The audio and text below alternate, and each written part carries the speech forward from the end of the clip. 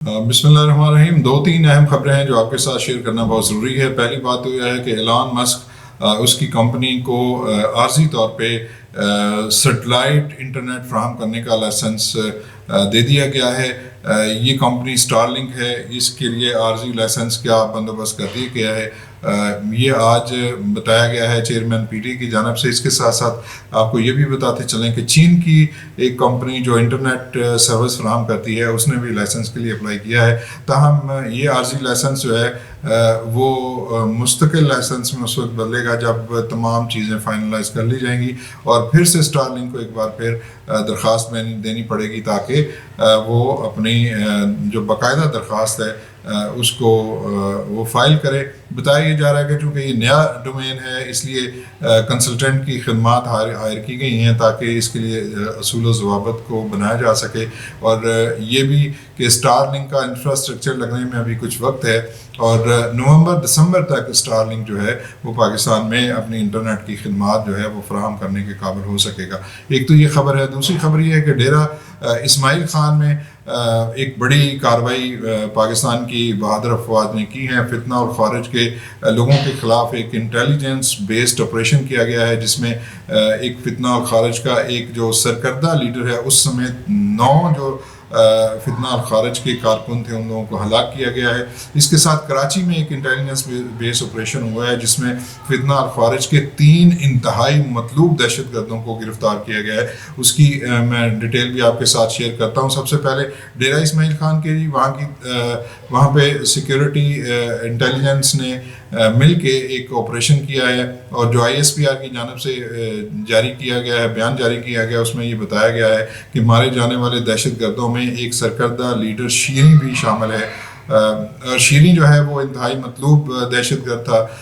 وہ ایک کیپٹن کو شہید کرنے اور جو فوج پہ ہونے والے حملے ان میں یہ شخص ملوث بتایا جاتا ہے۔ تو یہ ایک بڑی کامیابی ہے۔ پاکستان نے ان فتنہ اور خارج کے خلاف جو انٹیلیجنس بیس آپریشن شروع کیے ہوئے ہیں اس میں ایک سے بڑی کامیابی قرار دیا جا رہا ہے۔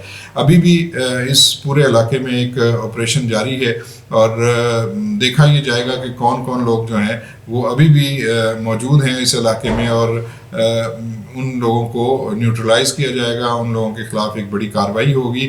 اسے سینسٹائزیشن آپریشن کہا جا رہا ہے۔ یہ ڈیرہ اسماعیل خان میں ابھی بھی جاری ہے۔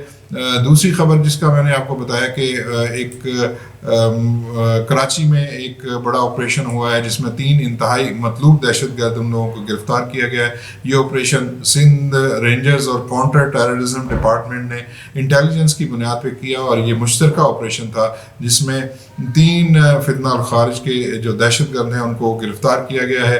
ان کی میں ڈیٹیل آپ کے ساتھ بتا دیتا ہوں۔ سندھ رینجرز کی جانب سے ایک بیان میں کہا گیا ہے کہ انہوں نے انعام اللہ عرف لالا، نعیم اللہ عرف عمر زلی اور محمد طیب عرف محمد کو کرنگی سے گرفتار کیا ہے، اور یہ گرفتار دہشت گرد سیکیورٹی فورسز پر متعدد حملوں اور دہشت گردی کی کارروائی میں ملوث رہے ہیں، اور تینوں دہشت گردوں کا تعلق فتنہ اور خارج حافظ گل بہادر گروپ سے ہے۔ ان دہشت گردوں سے اسلحہ، گولہ بارود اور دھماکہ خیز مواد بھی برآمد ہوا ہے۔ نعیم اللہ عرف عمر زلی نے 2014 میں فتنہ اور خارج میں شمولیت اختیار کی تھی، اور فتنہ اور خارج حافظ بہادر گروپ کا ایک انتہائی اہم کارکن تھا۔ اس کے والد مومن خان اور چچا سلیم اللہ فتنہ اور خارج کے اہم کمانڈر تھے، اور سیکیورٹی فورسز پر حملوں میں ملوث تھے، اور وہ سیکیورٹی آپریشن جو کیا گیا تھا ان میں یہ لوگ مارے گئے تھے۔ نعیم اللہ یہ جنگی تربیت یافتہ ہے اور وزیرستان میں دہشت گردی کی متعدد کارروائیوں میں ملوث رہا ہے۔ ملزم کچھ عرصہ قبل کراچی آیا تھا اور اپنے نیٹ ورک کو منظم کرنے میں سرگرم تھا۔ انعام اللہ نے 2017 میں فتنہ اور خارج حافظ گل بہادر گروپ میں شمولیت اختیار کی، اور وزیرستان کے جانی خیل علاقے میں کمانڈر عبدالحمید عرف فکر مند کے گروپ کے ساتھ وزیرستان میں بہت فعال تھا، اور وہ اور اس کے دیگر ساتھی سیکیورٹی فورسز پر کئی حملوں میں ملوث تھے۔ انعام اللہ کا بھائی جو حافظ گل بہادر گروپ کا بھی حصہ ہے وزیرستان میں بہت فعال تھا۔ نعیم اللہ کی طرح انعام اللہ بھی کچھ عرصہ قبل فتنہ اور خارج کے نیٹ ورک کو منظم کرنے اور سہولت فراہم کرنے کے لیے کراچی آیا تھا۔ محمد طیب نے 2023 میں فتنہ اور خارج فکر مند گروپ میں شمولیت اختیار کی۔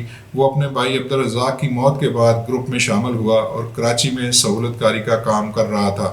تینوں ملزمان کراچی میں دہشت گردی کی منصوبہ بندی کر رہے تھے جب انہیں گرفتار کیا گیا۔ ان سے اسلحہ، گولہ بارود اور دیگر دھماکہ خیز مواد جو ہے وہ ملا ہے، اور یہ تمام چیزیں سی ٹی ڈی کے حوالے کر دی گئی ہیں۔ سی ٹی ڈی نے کراچی کے سہراب بورڈ سے جو ہے وہ 3 مبینہ دہشت گردوں کو گرفتار کیا ہے۔ ان دہشت گردوں نے پولیس پر فائرنگ کی ذمہ داری قبول کی تھی، جس میں پولیس کانسٹیبل محمد یاسین ہلاک ہوا تھا اور پی سی سلمان عباس زخمی ہوئے تھے۔